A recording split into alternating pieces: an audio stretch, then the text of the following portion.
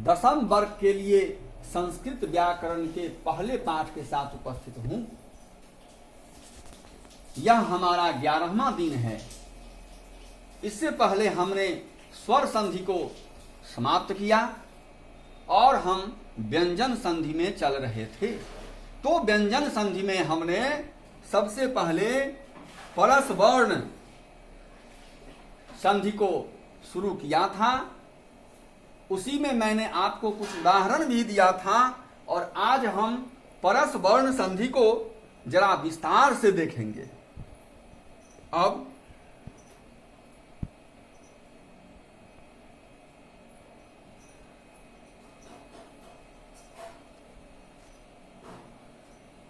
इससे पहले हमने प्रथम वर्णस्य तृतीय वर्णे परिवर्तन अर्थात प्रथम वर्ण का तृतीय वर्ण में परिवर्तन हमने देखा था और आज हम देखेंगे अनुस्वार के स्थान पर य परे होने पर अनुस्वार के स्थान पर परस वर्ण का आना। जैसे इसका पहला उदाहरण है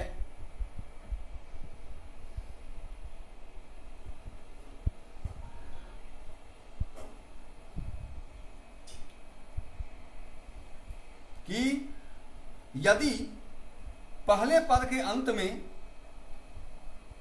अंग हो, यदि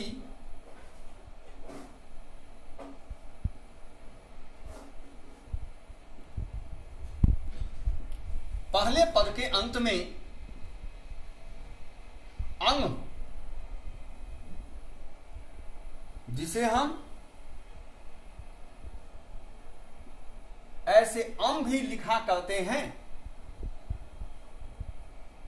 एवं दूसरे पद के शुरू में कवर का कोई अक्षर हो, दूसरे पद के शुरू में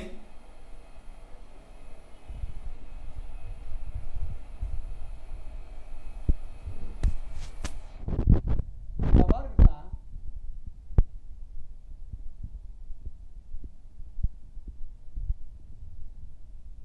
कोई भी अक्षर हो तो अनुस्वार वर्ग के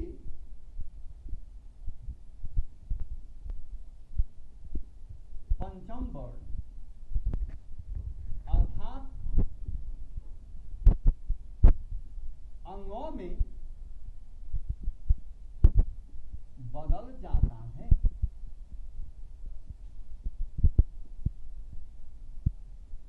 अब देखिए, पहले पद के अंत में आप जो समझें अंग या अम जो समझिए और दूसरे पद के शुरू में कवर का कोई भी अक्षर हो, क ख ग घ ये चार अक्षरों में से कोई भी रहेगा तो हाँ पांचवा वर्ण नहीं रहेगा। तो ऐसी स्थिति में अनुस्वार का परिवर्तन अंगों में हो जाएगा। उदाहरण लिखिए, अम जोर कितम, अम के बदले हम अंग भी लिख सकते हैं। अब देखिए, पहले पद के अंत में अम या अंग है और दूसरे पद के शुरू में कबर का क है जो आप देख रहे हैं। अब ये दोनों जब मिलेंगे तो क्या होगा, ये अनुस्वार जो है सो कबर के पंचम वर्ण में अर्थात अंगों में बदलेगा। ये बन जाएगा अंकितः, अंकितम, ऐसे। अब यदि कबर का ख रहे तो ये इसका मतलब है कि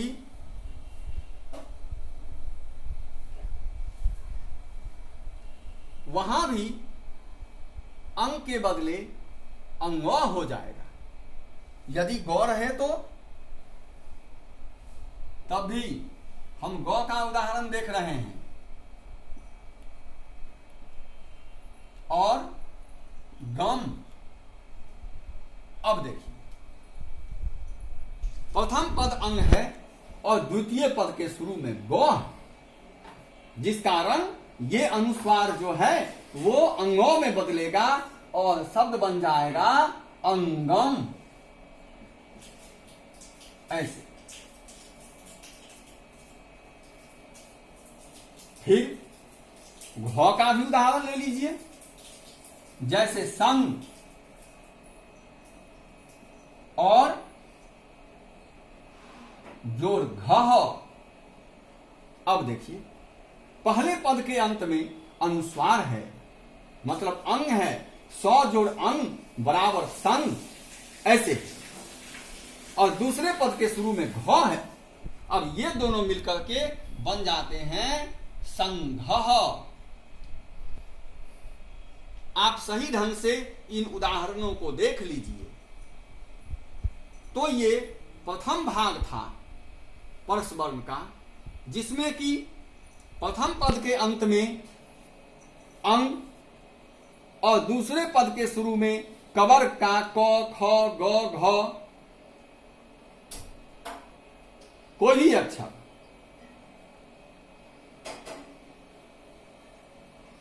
क ख ग घ, तो उस परिस्थिति में अनुस्वार का परिवर्तन कबर के पंचम वर्ग में होता है। अब हम इसी प्रकार देखेंगे कि यदि पहले पद के अंत में अंग हो और दूसरे पद के शुरू में चवर्ग हो, मतलब चवर्ग का च छ ज,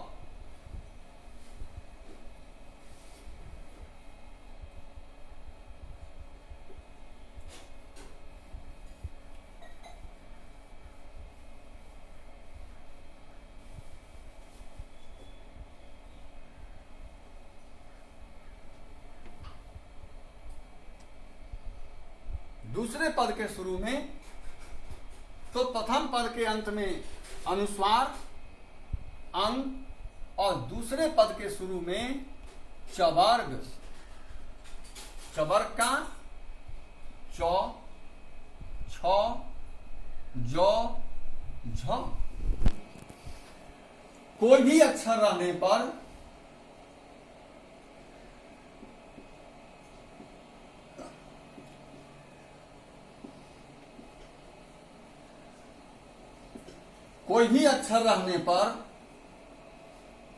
फिर अनुस्वार जो है वो अंग में बदल जाता है। अनुस्वार चवर्ग के यों में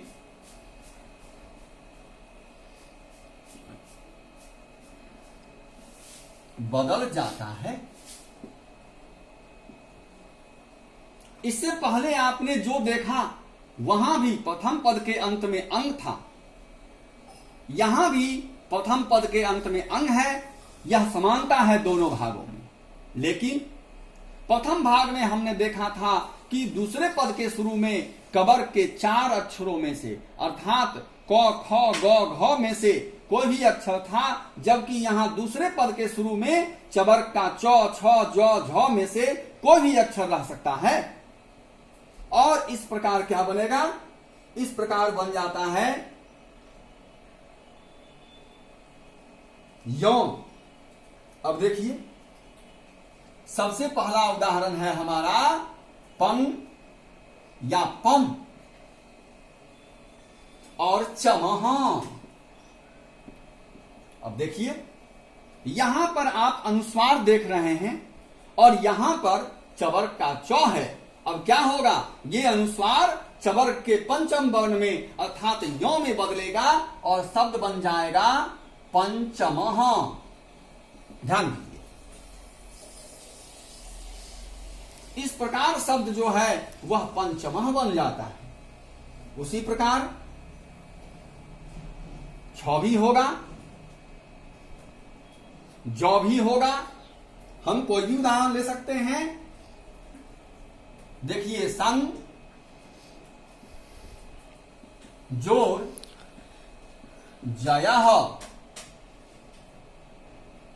तो बन गया। अब फिर यहां यह अनुस्वार यों में बदल जाता है, जिस कारण से शब्द बन जाता है संजयः। देखिए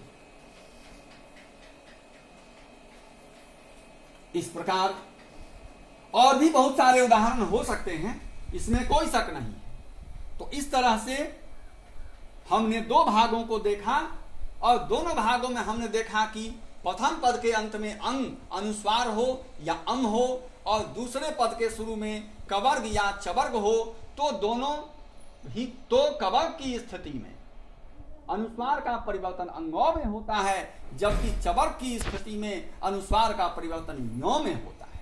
आप व्याकरण की पुस्तक से और उदाहरण को ढूंढने का प्रयास करें, देखने का प्रयास करें और बनाने का प्रयास करें। That's all.